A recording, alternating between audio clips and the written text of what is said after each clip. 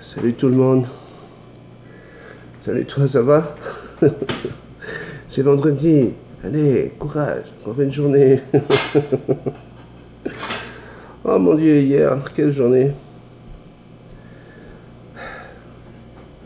Écoute, on était deux pour monter tout un stock. Des télés, des pupitres, des haut-parleurs. Puis c'est la fin de la semaine. Je dis à mon gars, j'ai dit, écoute, on va faire ça vite aujourd'hui, tu vois, ça va être bien. J'ai le nom du restaurant, ça se passait dans un très grand restaurant du quartier d'Istrand de la rive sud, qui est l'endroit, le centre commercial extérieur le plus grand de toute l'Amérique du Nord. Un très bel endroit. Écoute, là on arrive, je vois ce superbe restaurant, je dis waouh, super, les portes à l'entrée, bam, double porte et tout, je dis là. Dans une heure, tout est monté. J'aurais jamais dû dire ça. Monté. Parce que là, je vois le maître d'hôtel, je fais bon, voilà, je viens pour la conférence de Ceridian.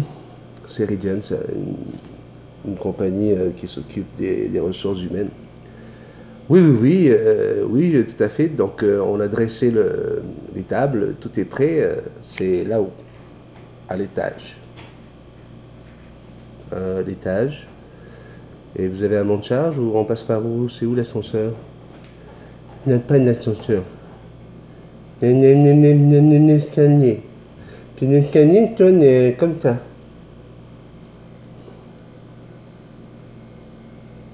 Écoute, à un moment donné, je te jure, avec ma capsulite, là, j'ai cru que mon bras était tombé par terre.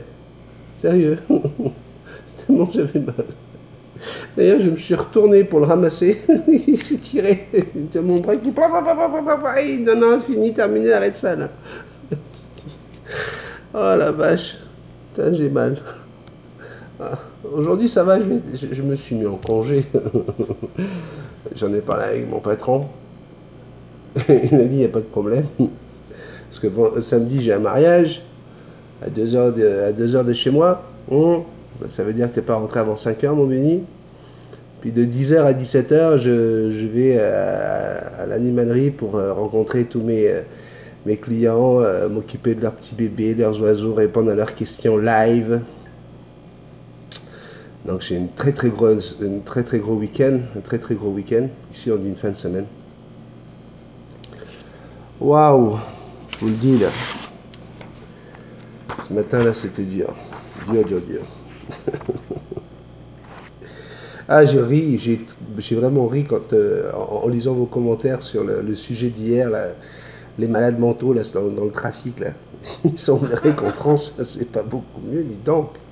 Et les scooters, et les piétons. Non, parce que c'est vrai, les piétons, ok, on se doit de les respecter, et puis on les respecte.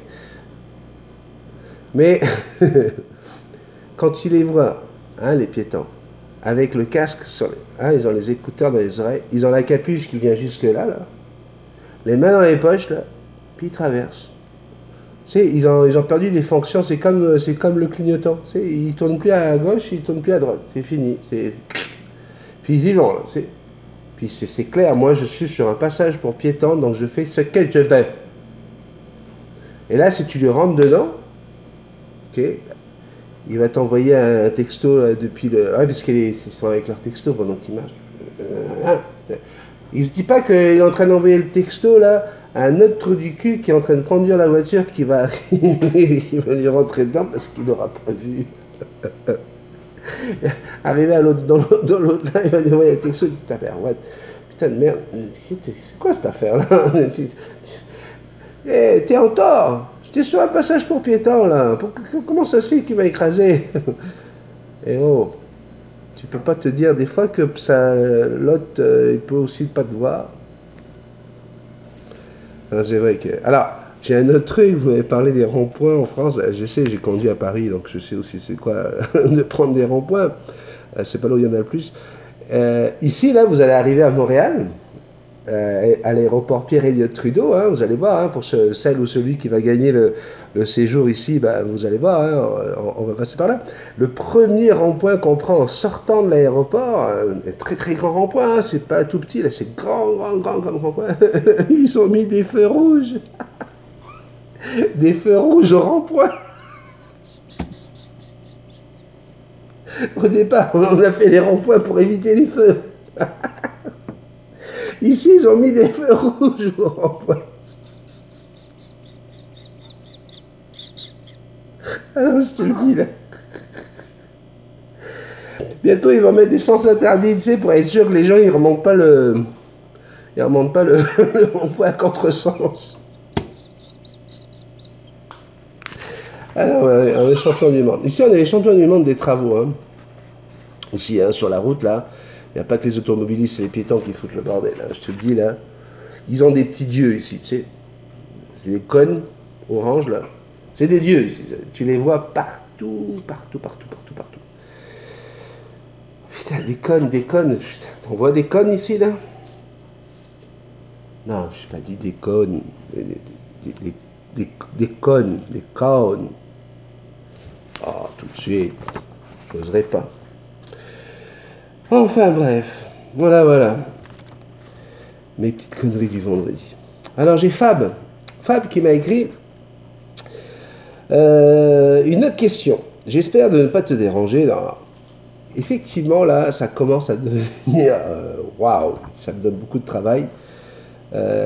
Hier, je pense qu'il y avait 34 commentaires quand je suis revenu de ma grosse journée.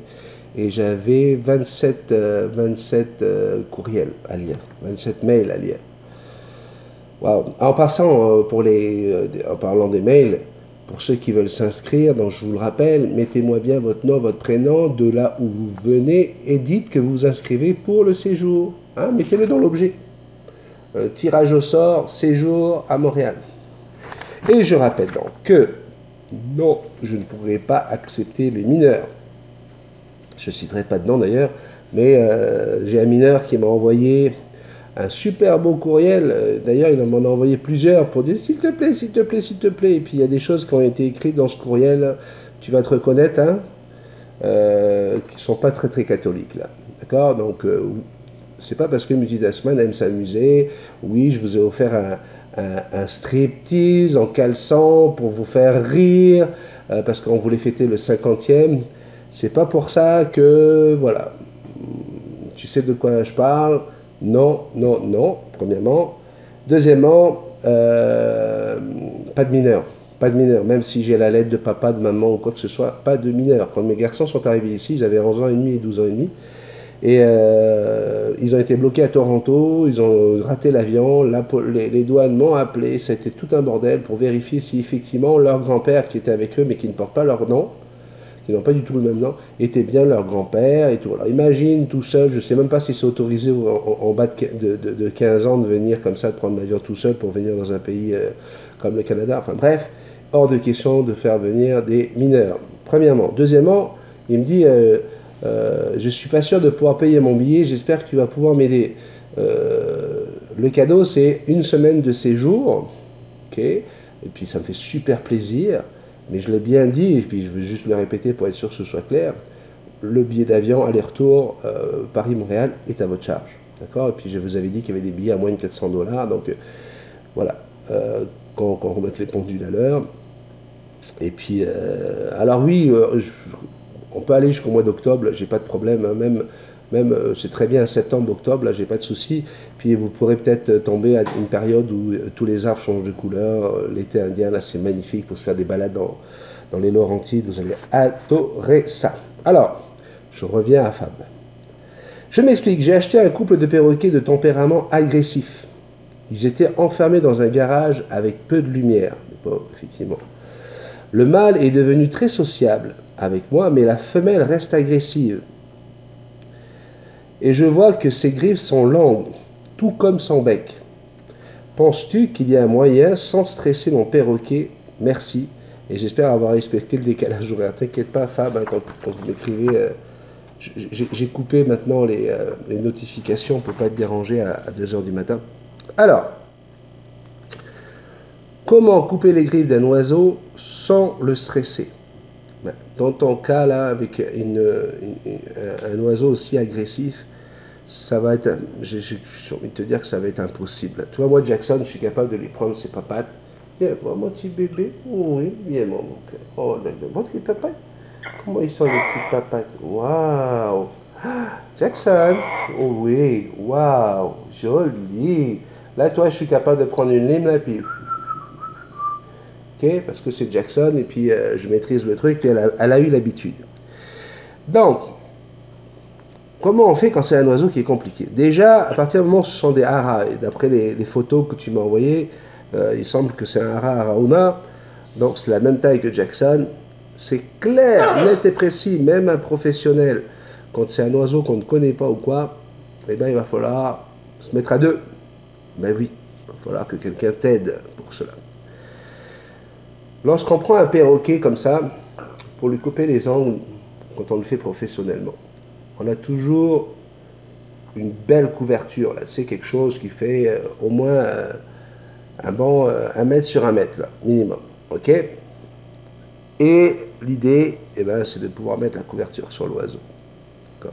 Alors, on peut en faire un jeu, d'accord, au début, pour faire en sorte que ce soit quelque chose qui devienne amusant.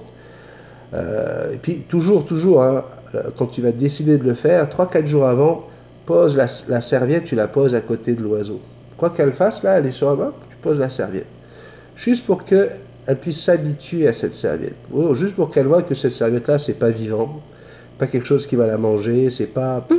Elle va s'habituer à la serviette. Résultat, quand tu vas t'approcher avec la serviette au moment où tu vas vouloir la couvrir, eh ben, ça ira mieux. Après, tu peux voir si elle a envie de jouer avec. Tu sais, tu la taquines avec la serviette, si elle veut la... Hop, puis tu retires la main, puis voir si ça peut devenir un jeu. Autant ça peut ne pas du tout devenir un jeu, autant elle peut faire... Si jamais tu vois qu'il y a une réaction vraiment de grande peur ou de gros stress, hop, tu reposes la serviette, puis tu... Et là, qu'est-ce qu'il va falloir faire? Ben, il va falloir trouver quelqu'un avec toi pour t'aider. Et d'une façon très rapide, lorsqu'elle est sur un perchoir, là, très rapide, tu tiens la serviette, là, puis en une demi-seconde, tu lui couvres la tête, et le corps d'ailleurs, mais la tête surtout. La tête doit être couverte. Et tu l'embarques dans le tissu. Alors, on peut le faire aussi avec une grosse serviette, mais il faut une serviette qui ne s'effiloche pas facilement, parce que vu qu'elle a les angles qui ont poussé et qui sont pointus, elle risque de s'accrocher là-dedans. D'accord? Donc, hop, tu la couvres. Avec une serviette, c'est mieux parce que vous risquez moins de vous faire mordre. Okay? Mais est-ce que là, l'oiseau va tenter. Et l'idée, dès que vous avez fait ça, je vais essayer avec Jackson, je sais pas si elle est en forme. Là. Oh, mon amour. Oh, mon bébé. Oh, bébé. Oh. L'idée, là, tu sens quand ton oiseau est sous la serviette, là, c'est d'essayer de mettre la main ici. Là. Quand c'est comme ça, là, une fois que tu tiens là-dessous, là, je ne te demande pas de l'étrangler, là, l'oiseau, il ne peut plus t'attraper, il ne peut plus te mordre. Okay? Tu vas la tenir comme ça, et tu vas pouvoir la retourner. Okay? Comme j'avais fait, si tu regardes la vidéo du 51, je pense, elle finit avec Jackson, qui est, comme j'appelle ça, moi, la belle au bois dormant. Elle n'aime pas ça. Il va montrer. Oh oui, papa, il va t'énerver aujourd'hui, mais c'est pour montrer. Tu vois, à partir du moment où là, elle sait déjà. Oui, t'as entendu la belle au bois dormant? Qu'est-ce qu'il y a, mon petit bébé? Oh! Jackson, là, elle est capable de me mordre très fort, hein. Je vous le dis, là. Non, Jackson. Je sais, là, t'as l'air très, très fâché. Mon bébé. Jackson, non. Vous voyez, regardez, alors pareil, hein, quand je dis qu'il faut regarder le comportement de votre oiseau, c'est pas parce que c'est Jackson, c'est pas parce qu'on s'aime que voilà, là elle est en train de me dire, non papa, j'ai pas envie, là, m'énerve pas, m'emmerde pas. Donc si j'insiste, qu'est-ce qui va m'arriver? Crac! Le bec va aller un peu plus profond que ce qu'elle vient de faire. Là, elle vient de me faire un signal, il n'y a rien, on voit rien, mais elle m'a donné un signal, elle m'a dit, non, j'ai pas envie. Est-ce que je vais être assez con juste pour une vidéo pour dire, non, tu vas le faire pareil? Non. Alors, on va voir la vidéo 51. À la fin de la vidéo, je dis, Jackson, on va faire la belle au bois dormant. Et tu vas voir la façon, je la prends pour la mettre sur le dos. On met la main, il ne faut pas fermer les doigts parce que sinon tu étrangles. Mais tu mets les doigts, tu mets la main derrière, la tête est là. Donc moi je vais faire ça là. Pas facile avec la capsulite. Bref, tu mets ta main derrière le cou et tu fais en sorte que les joues soient juste posées sur tes doigts, là, comme ça, pour pas qu'elle puisse baisser la tête. Okay. Et ça, il ne faut pas oublier qu'elle a la couverture, donc elle ne te voit pas. Okay. Tu la tiens comme ça. Et là, tout en tenant la couverture, tu vas pouvoir la retourner, la poser sur le dos et la plaquer sur le dos. Là, tu vas entendre des bruits bizarres, comme des bruits de cailloux qui se cognent ou quoi. C'est parce qu'elle va certainement stresser et sa cage thoracique va cogner. Tu ne t'inquiètes pas outre mesure, c'est normal que ça fasse ça. Donc là, il faut agir très vite. Pendant que toi, tu la plaques, il faut que la personne qui est avec toi essaye de trouver une patte. Donc quand elle fait sa recherche, là, elle doit cacher la deuxième patte sous la couverture ou sous la serviette. Elle sent la deuxième patte, elle met la serviette dessus et elle essaie de faire sortir une patte parce que là, ton oiseau, il va essayer de t'agripper. D'accord? Donc déjà, tu auras du mal à maîtriser une patte pour aller chercher les griffes. Alors si tu as la deuxième patte qui vient pour t'agriffer et te rentrer les serres à l'intérieur de la peau, ça fait très mal. D'accord? C'est pour ça quand les gens ils nous disent « Est-ce que vous pouvez couper les griffes de mon oiseau ?» On regarde 2 fois les griffes avant pour voir si c'est vraiment utile parce que les oiseaux ils le font naturellement, instinctivement et c'est même possible des fois que quand on lime des ongles de perroquet dans l'après-midi même, ça redevient pointu. Donc là, il va falloir faire ça. Avant de faire la coupe, prévois, normalement, dans les animaleries, tu vas trouver des pots avec une poudre spéciale pour la coupe de griffes, qu'on utilise aussi pour la coupe de griffes de chiens, de chats, etc. Donc tu prends ce petit pot, tu vas l'ouvrir et tu vas préparer une petite cuillère à café prête à être utilisée. D'accord? Je vous ferai une démonstration de tout ça la prochaine fois. Promis, je vous montrerai avec Théo ou avec Gringo. Je vous ferai une démonstration de tout ça. Mais bon, toi, si c'est urgent. Et cette poudre, vous allez la prévoir au cas où. Parce que là, vu que ton oiseau, il a été longtemps dans un garage, c'est possible que les veines, qu'il n'a jamais eu les griffes taillées, donc c'est possible que les veines des griffes soient allées jusqu'au bout de l'ongle. Okay? C'est pas grave en soi. Tu vas y aller avec un vrai coupe-ongle. D'accord? Tu ne prends pas un truc pour te couper les ongles à toi, là. Tout ça, je vous montrerai les outils. Je m'excuse, là, je me réveille aussi moi, et puis je ne pensais pas que j'allais aller aussi loin dans l'explication. Donc la prochaine fois, je vous ferai une démonstration, filmée, vidéo, blablabla. Et là, tu coupes, tu enlèves vraiment ce qui est pointu, ce qui est rang. Ce qui est dangereux avec une griffe, là, c'est quand elle revient vers la patte. Okay? Si les griffes sont encore comme ça, là, c'est correct. Dès qu'elle commence il y en a une qui revient vers la patte, c'est celle-là qui va falloir s'occuper. Et donc, dès que tu vois que ça saigne, et bien là, tu arrêtes le processus de découpage, tu attends que ça, tu prends tout de suite une cuillère de poudre, et tu viens poser la griffe dans la cuillère, tout de suite, pour que ça cautérise. Si tu n'as pas cette poudre, si vous n'avez pas cette poudre, si vous n'avez pas une animalerie proche de chez vous, où vous pouvez trouver ça, c'est pas compliqué. Vous prenez du cornstarch ou du maïzena, vous savez, de la fécule de maïs qu'on utilise pour épaissir les sauces. Vous allez pouvoir utiliser ça de la même façon. Vous mettez ça au bout de la pâte là, et puis ça cautérise pareil. Okay? Et vous attendez un petit peu pour être sûr que le sang ne remonte pas. Votre oiseau est en train de stresser, donc il a les battements du cœur qui sont assez forts, et c'est ce qui rajoute encore une situation de sang qui va monter très vite dans les pattes. Et puis voilà, vous faites toutes les griffes les unes après les autres, mais là vous faites toujours une pause, là, quand il y a une veine qui a été ouverte, vous attendez que ça se calme, d'accord? Toujours faire attention à bien maintenir l'oiseau, ok? Et pendant que tu la tiens, parle-lui, mon petit bébé, patati, attention, oui c'est une belle fifi, oh oui elle est belle, ok? Moi personnellement, j'ai opté pour le limage des griffes parce que c'est beaucoup moins stressant pour l'animal. On passe un petit moment à rigoler, etc. Donc, mais dans ton cas, là, à partir du moment où c'est un animal qui a été quasiment abandonné, ça va être un peu plus compliqué. Une fois que vous avez fait toutes les griffes, hein, donc une fois qu'on a fini une patte, on la cache sous la couverture pour pas qu'elle vienne nous agresser pendant la découpe de la deuxième patte. Toutes les pattes sont finies. Là, l'oiseau est sous sa couverture. Qu'est-ce que vous allez faire? Vous allez le laisser comme tel, sur le dos là. Vous allez le laisser sous la couverture. Et vous allez vous prendre une petite distance d'1 mètre.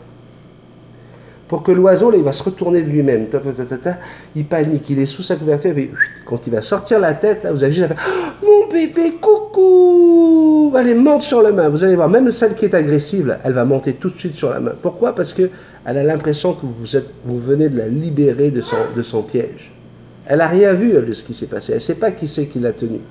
Elle s'est fait surprendre. Et dans le stress, elle ne sait pas que c'est vous.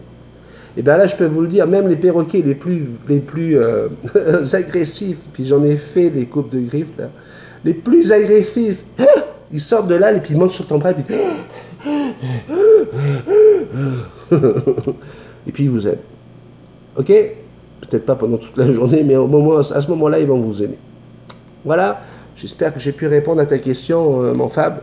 Donne-moi des nouvelles, hein, dis-moi comment ça se passe. Puis merci pour les belles photos. Faut que j'y pense, il faut que je les mette, parce que la dernière fois, j'avais dit que j'allais mettre les photos de Stéphane. Magnifique photo où il fait du rappel, il commence à apprendre le rappel à son Arauna. Et c'est un film ralenti où on voit l'oiseau arriver sur lui, là, c'est de toute beauté. Je voulais le mettre la dernière fois, mais j'étais complètement stressé par mon caleçon. D'ailleurs, il m'a appelé Mister Caleçon Montréal 2017. Merci. Merci mon cher Stéphane, ça me donne une idée d'événement, ça, t'imagines? Créer cet événement-là, Mister Caleçon de Montréal, pourquoi pas? Ici d'ailleurs, il y a une super boutique de caleçons qui s'appelle Caleçon Vos Goûts. Caleçon Vos Goûts, ah oui. Et donc ça me donne une idée. Ça sera à la fin de ce café, on montre la vidéo de Stéphane qui fait du rappel avec son Arauna. Attention! J'ai d'abord Ray qui m'écrit, je lui ai promis que j'allais lui répondre. Coucou, très bonne vidéo comme d'habitude. Merci Ray. Hein. Même Steven Spielberg est en train de m'appeler en ce moment, là, et puis je réponds pas. Moi, quand c'est Steven Spielberg, là, je dis, hey, oh, j'ai autre chose à faire, mon petit Steven. D'accord? Donc, déjà Cameron qui me court après, là, depuis 2 semaines, qui voit mes cafés. Hein? Je crois que franchement, là, non, moi, les petits cachets, là, ça m'intéresse pas. Je voulais te demander comment récompenser mon inséparable bébé, sachant qu'il n'accepte pas encore la nourriture quand c'est moi qui lui donne avec ma main. Alors, c'est un bébé. Et puis, les gâteries, là, j'ai jamais été pour, et puis je l'ai déjà dit dans ces cafés, la meilleure gâterie que tu peux lui faire, c'est de lui faire des câlins, de lui faire un bisou sur le bec, de le prendre contre toi, de lui donner de l'amour. C'est un love bird. Love bird. Donc, donne-lui de l'amour, fais-lui des câlins plutôt que d'aller dépenser de l'argent dans des gâteries. Ton oiseau ne doit pas tomber amoureux d'un biscuit ou d'une cochonnerie, il doit tomber en amour avec toi. D'accord? Donc, tu veux le récompenser? Un bisou sur le bec, un câlin. Montre-lui que tu l'aimes. Il n'accepte pas encore la nourriture que je lui donne avec ma main. Donne ta nourriture avec ta bouche. Écoute ce que je t'ai dit, n'écoute pas les conneries qu'on te raconte sur les bactéries, les machins. C'est ça qui va créer le lien. La main, c'est fait pour monter dessus, c'est pas fait pour être nourri. C'est pas fait pour nourrir la main, c'est pas un chien. Ok? La main, c'est fait pour que l'oiseau monte dessus. La bouche, vas-y avec ta bouche. Tu verras, ça fonctionne. Et puis, ben voilà. Oh là là, j'ai déjà terminé mon petit café. Puis c'est... Aujourd'hui, j'ai quand même des courriels professionnels à ouvrir juste après le montage, mais après je me mets en petites vacances. J'ai ma belle-mère qui est arrivée. Oui, bébé. Puis elle regarde tous les cafés. Ouais. Hein? Tu regardes les cafés, belle maman? Belle maman! Il ne voit plus rien, il n'entend plus rien. Enlève les boules de caisse! Enlève les boules! Ouais, les bouchons là! Enlève-les! Comme sur la route, faut enlever les bouchons. Hein?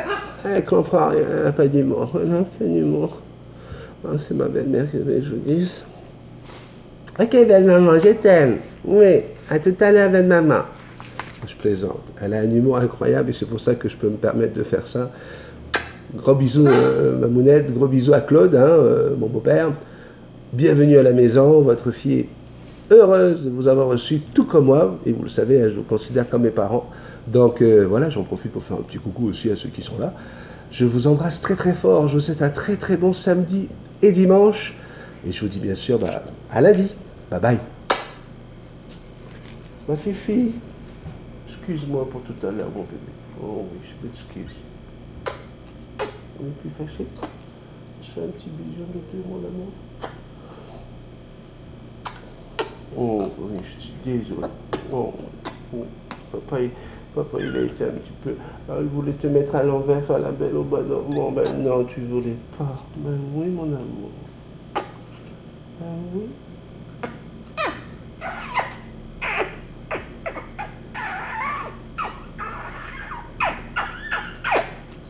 Je vais oublier pour le bec. Attention, on touche pas au bec n'importe comment. Quand le bec est trop long, on sait que l'oiseau a un problème au niveau du foie, trop de gras ou quoi que ce soit. Mais tu me demandais, Fab, si tu dois faire de quoi avec le bec. Puis ça va être très compliqué le bec avec un oiseau agressif. Là, je te dis tout de suite, va vers un professionnel, va vers quelqu'un qui sait c'est quoi de tailler ou de limer un bec. Je te le conseille. Ok? Excuse-moi, Fab, j'avais oublié ça. Voilà, mon petit bébé. Oh oui. Oh, tu sais pas. Est-ce que tu veux venir sur le doigt, sur la main?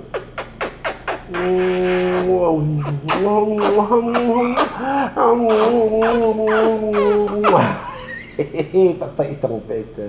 Hein? Mais c'est vendredi, oui! Demain, il n'y a pas de café. On va pouvoir faire la fête toute la matinée.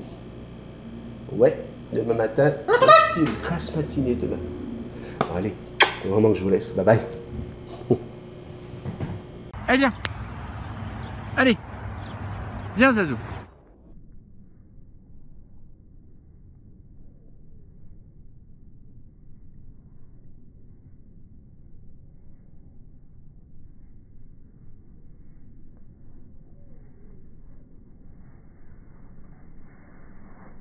Oui.